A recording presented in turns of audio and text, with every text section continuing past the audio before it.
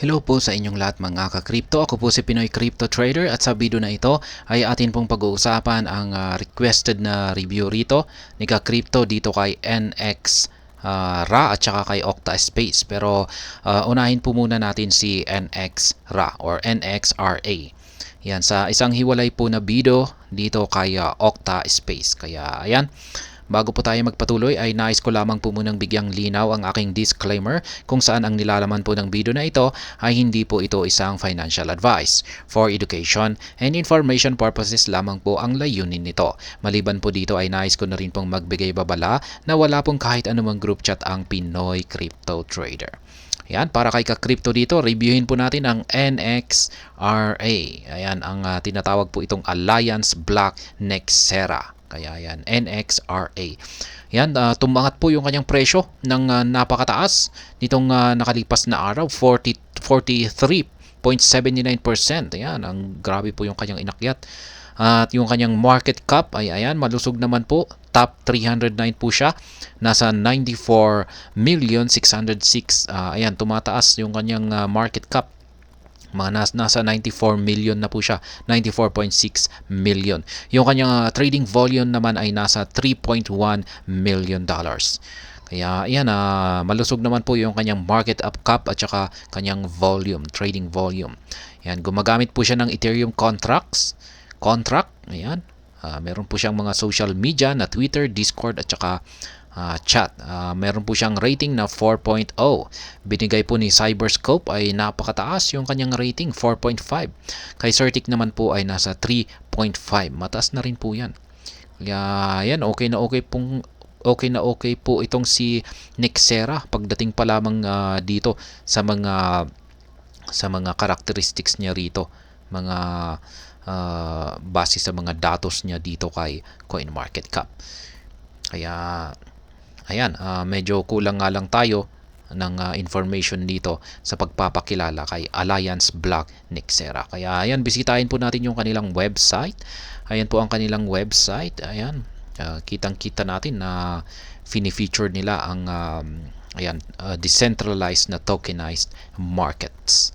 Ayan, ang dami na rin po nilang mga ka-partners. Ayan. Access new liquidity, accelerate your products, ayan, everything you need to launch. Kaya ayan, ang ganda po ng kanilang website. Mababasa po natin lahat dito ng information na gusto nating malaman kung gusto talaga nating mag-invest ng long term dito, or kung malaki yung gusto nating ipasok rito, ay mas maganda muna kung basahin natin lahat ng mga information na kanilang provide dito sa kanilang website. Ito naman po yung kanilang Twitter. Ayan, Alliance Black. Meron po silang 64.5k na mga followers. Okay na rin po yan. Kaya yan po yung kanilang nakapin na post dito. Data Tunnel, tungkol po ito sa next evolution ng data commerce. Ayan, data commerce. The Data Tunnel has evolved into an advanced data marketplace platform for enhanced data collaboration. Ayan, ito naman po yung 17 hours na latest post nila. Ito naman yung Vault Bridge CEO submitted a proposal to the Alliance Black. The first community-initiated grant proposal for the Alliance Black grant program, a massive milestone for our community. Ayan. Ngayon ay ang tanong po ni ka-crypto rito ay ayan, ano nga ba yung mga use cases nito? Ayan, ano ba ang mga use cases ng Nexera? Ayan, or NX or ang NXRA. Ayan, ano nga ba yung mga use cases nito? Yan pa ang gusto niyang malaman. Ngayon ay yung mga use cases nito ay ginagamit po ang NXRA. Ayan, bilang isang medium of exchange. Yan, primary medium of exchange po siya. Para bumili ng mga goods, magbenta ng mga goods and services at saka assets dito sa loob ng ecosystem ng Alliance Black. Kaya ayan, maliban po dyan ay meron din po itong incentive mechanism. Ayan, binibigay po ang NXRA or NXRA bilang incentive mechanism, reward sa mga nagpa-participate dito, mga nag-aktibo na mga users na nagpa-participate sa kanilang mga ecosystem. Kaya yan, kasama na po rito yung mga staking rewards sa kanilang node operators. At saka yan, binibigay na rin po ito bilang reward sa mga bug bounties. Ito po yung mga naghahanap ng mga bugs or exploit dito dito sa ecosystem ng Alliance Block.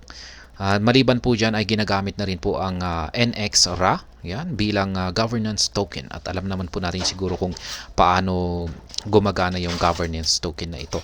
Yan, ginagamit po ito sa pagbo-vote sa mga proposals. Siyempre yung network fees, ginagamit po ito na pambayad sa mga transaction fees. At maliban po dyan ay yung cross-chain payment naman. Yan, ginagamit po ito na para i-facilitate ang mga cross-chain payments sa mga iba't ibang mga blockchains. At meron pang decentralized compliance. Ayan, yung tinatawag nilang decentralized compliance. Ito po yung isa pong use case ng NXRA. Community governance. Ayan, ayan ulit. Yung staking rewards. Ayan. Ayan yung kung ini-stake po natin ang ating NXRA token sa kanilang mga nodes. Ayan. Kumikita po tayo ng passive income dyan. Ayan, nagbibigay sila ng rewards. Access to exclusive services. Yan, isa pa yan. Yan, kung pag meron tayong mga NXRA ay pwede po natin itong gamitin para sa kanilang mga exclusive na services. Tsaka syempre, may mga future use cases pa ito. Kasi tuloy-tuloy naman po yung kanilang dinidevelop na mga projects dito sa kanilang ecosystem. Ayan, kung saan ay dito po natin magagamit ang kanilang token na NXRA. Kaya ayan, maganda po. Marami pong mga gamit ito. Kaya, ayan, para kay ka-crypto. Ngayon ay maganda ba talagang i-hold ito? Okay ba talagang mag-hold nito? At masasabi kong okay naman po na i-hold ang NXRA kasi base po sa mga datos niya dito kay CoinMarketCap ay ayan, meron naman po siyang malusog na market cap at saka trading volume. Kaya sa tingin ko po ay meron po siyang high potential growth. Ayan, pwede pong magbigay ito ng, ayun, kitang-kita nga natin ngayon na malaki yung kanyang inangat, 43.90%. Ngayon lamang po yan. Kaya meron po talaga siyang high growth potential. At ayan, masasabi kong unique na rin yung kanyang mga utilities. Ayan, marami siyang, isa po siyang multi-purpose. Ayan, multi-purpose na, meron po silang multi-purpose na ecosystem. Kaya ang dami po nilang mga use cases na siyang nagdadagdag ng value sa kanilang network. At maliban po dyan ay meron na rin po silang mga integration sa mga decentralized finance. Kaya yan, isa na rin pong bagay yan para kung bakit may isang potential na benefits ang pag-i-invest dito kay Alliance Block Nextera. At maliban dyan ay yan, meron silang community-driven na development. Meron na rin po silang malakas at aktibong community na sumusuporta sa kanila.